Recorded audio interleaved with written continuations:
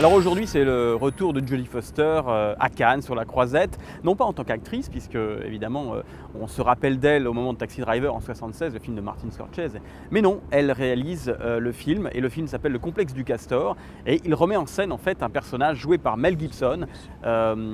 personnage atteint d'une grosse dépression nerveuse et qui va s'en sortir en fait d'une manière totalement étonnante, en utilisant une marionnette de castor qui va lui servir en fait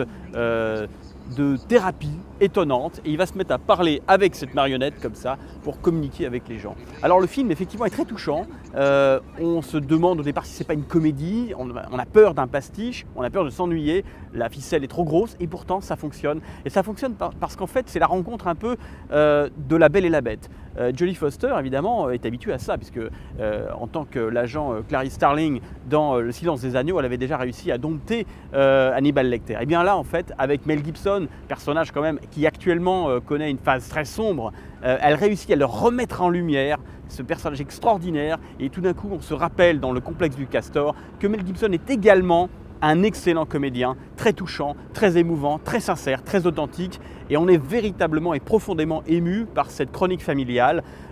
menée par le bout du nez, par cette marionnette étonnante dont il va finalement falloir se séparer. Voilà, donc Le Complexe du Castor, je dis oui. Le Complexe du Castor, j'adore!